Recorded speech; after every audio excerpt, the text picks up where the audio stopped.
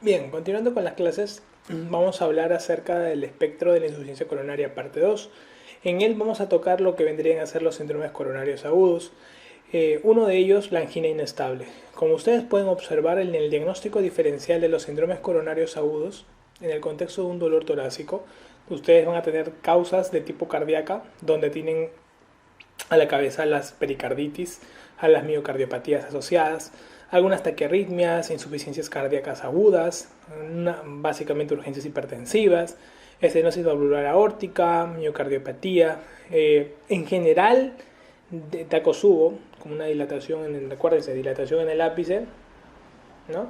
Sin ninguna alteración de cardiopatía, o sea, pareciera un infarto, pero no tiene ninguna alteración de lesión coronaria, ¿no? El Takotsubo, con dilatación de la puntita del ápice ventricular, ¿no? El Takotsubo. También hablamos de algunos espasmos coronarios, pacientes que consumen droga, aumentan lo que vendría a ser el vasoespasmo coronario. En algunos fármacos también se puede presentar eso.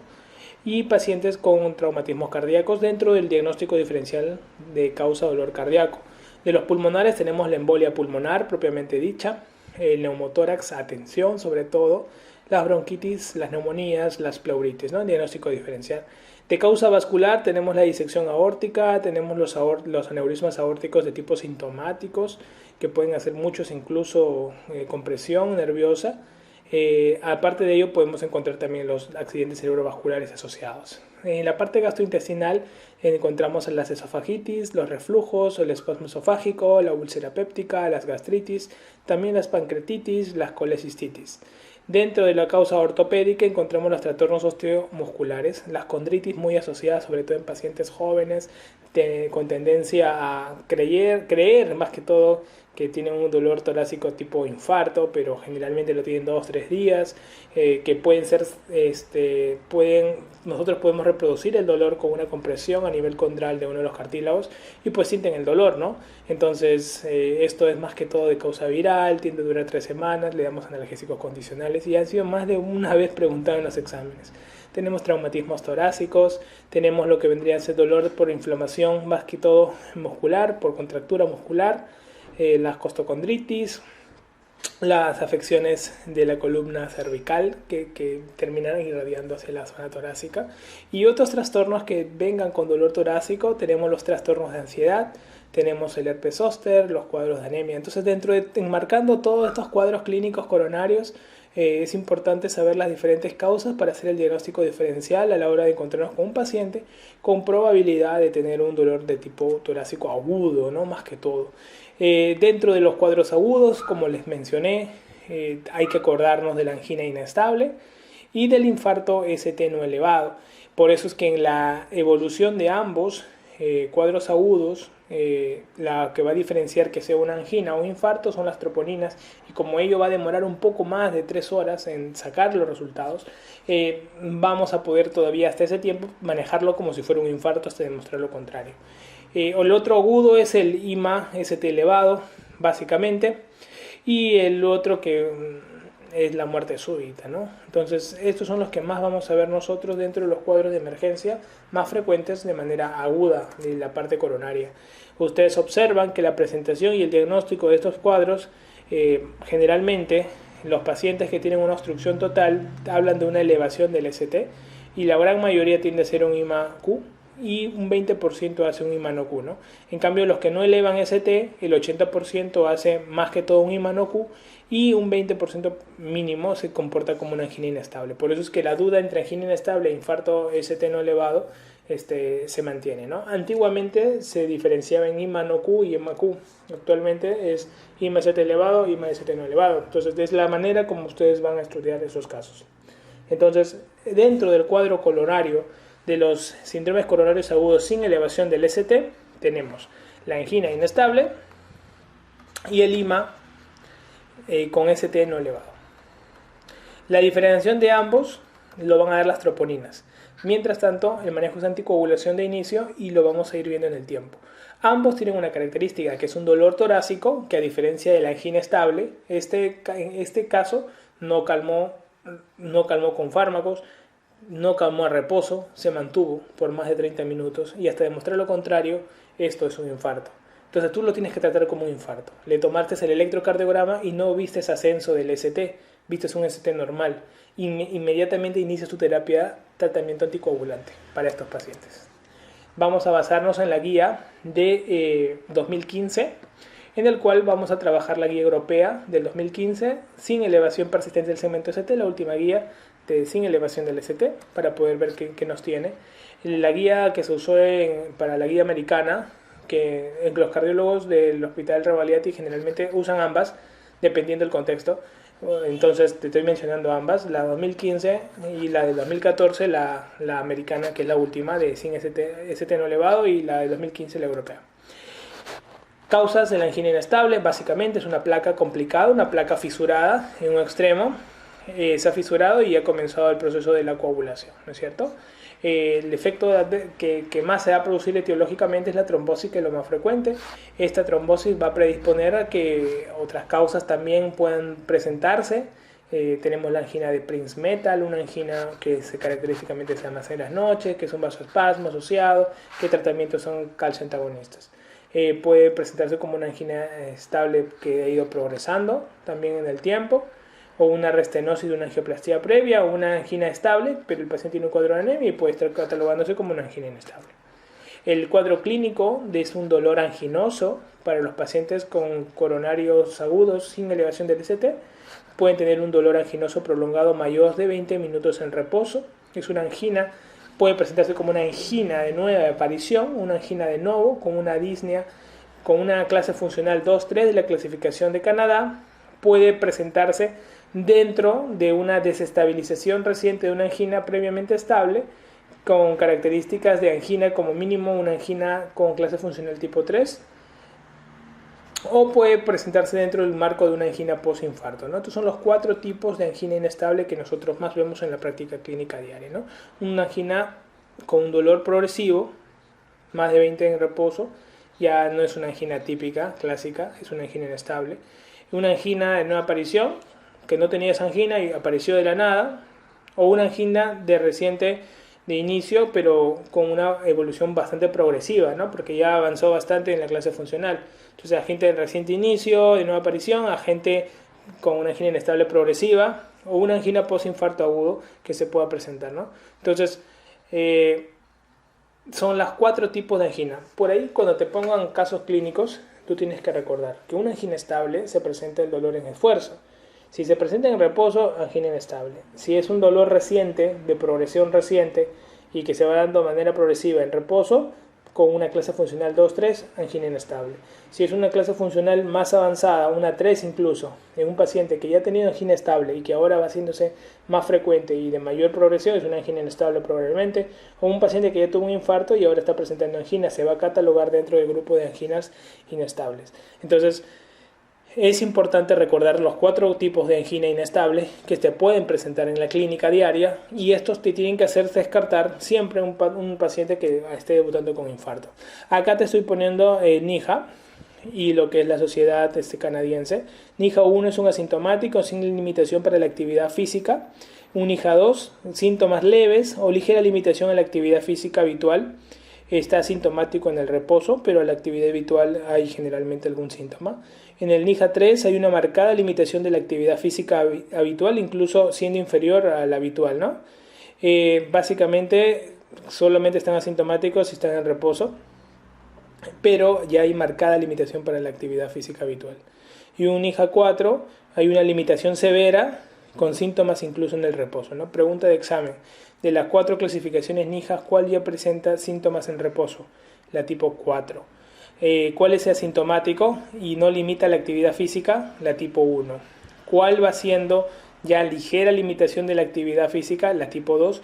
¿Y cuál incluso con la actividad física o menos de la actividad física ya presenta síntomas? La tipo 3. Esto deben aprendérselo bien, porque son clases funcionales de cómo el paciente se va sintiendo en su limitación.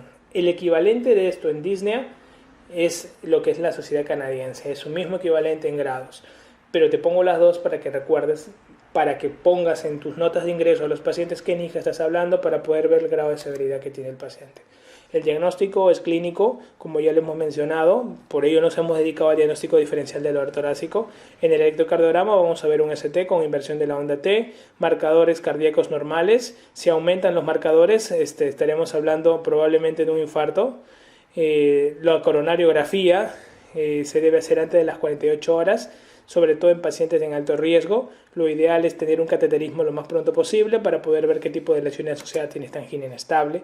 Acá estamos hablando de los 4 grados: la angina de reposo, angina de reciente comienzo, angina acelerada, angina posinfarto, los cuatro tipos clásicos. ¿Okay? La de reciente comienzo en la menor de 2 meses, ¿okay? Que se asocia al menos a una clase funcional 3. Y la angina acelerada generalmente es cuando hay un incremento en las 4 semanas previas del número de intensidad y duración respecto a la disminución del umbral de dolor para estos pacientes con angina. Y la angina que aparece en los días siguientes a un infarto de miocardio la consideraremos también una angina posinfarto. Los 4 tipos, no te olvides, por favor, siempre lo preguntan. Respecto a la presentación de un paciente, como te digo, es dolor en el pecho más de 30 minutos, infarto se demostró lo contrario. Mientras tanto, le tomas electrocardiograma de entrada de 12 derivaciones y eso me va a permitir ver el ST y ver si estamos ante una lesión, un ST elevado o un ST no elevado. Y dependiendo de ahí vamos a comenzar el manejo.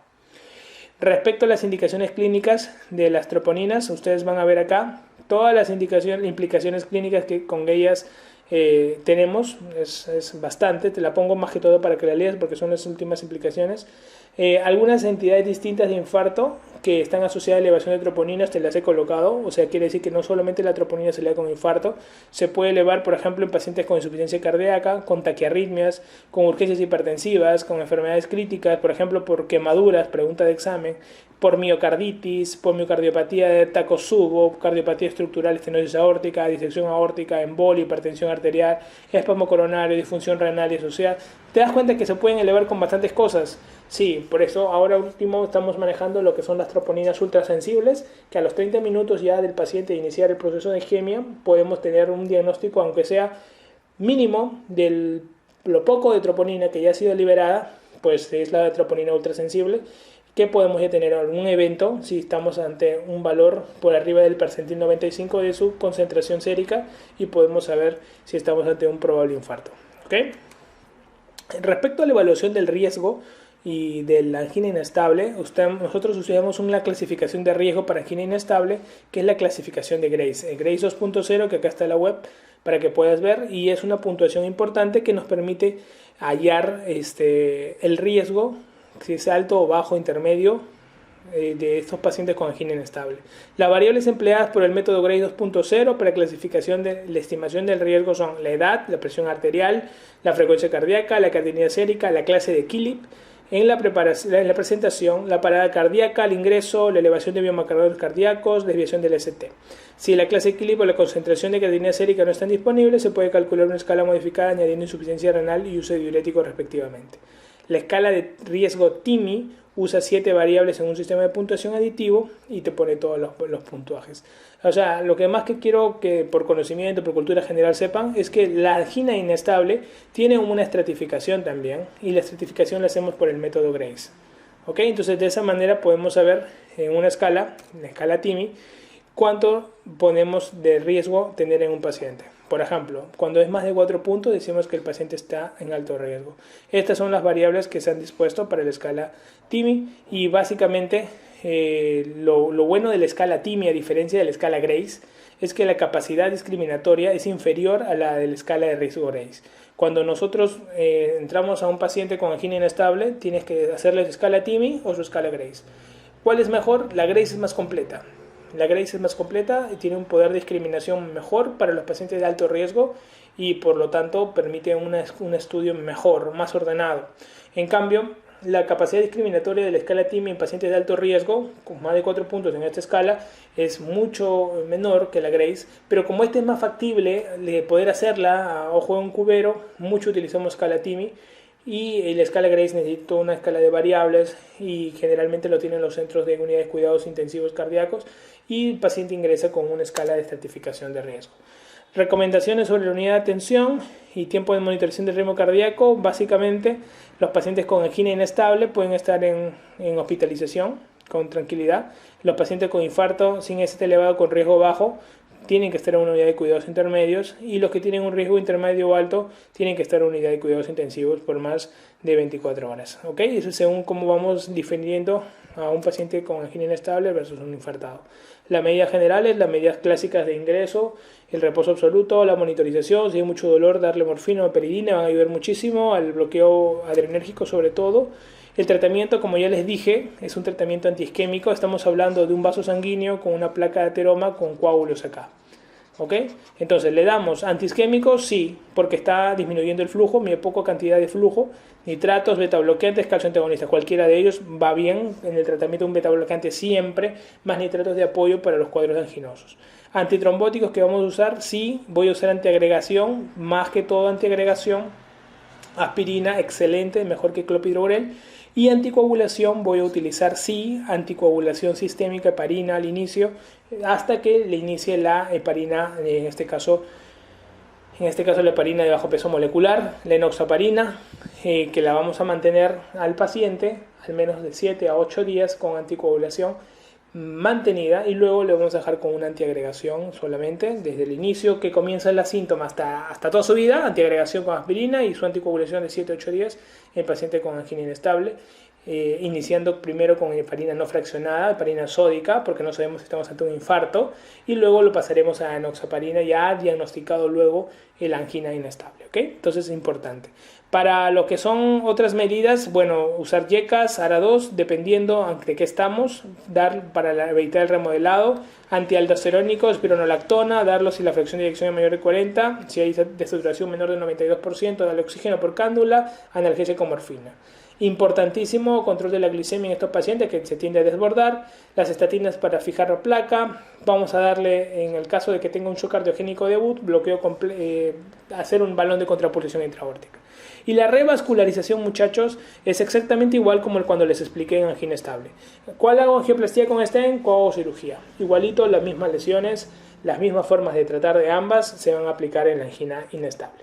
En las demás recomendaciones tenemos acá todos los antiagregantes, le dan mucho valor al clopidogrel versus los demás. Vamos a ver los diferentes tipos de comparaciones, más que uno y otro, casi todos tienen la misma forma de trabajo. La aspirina demostró ser más potente que estos antiagregantes.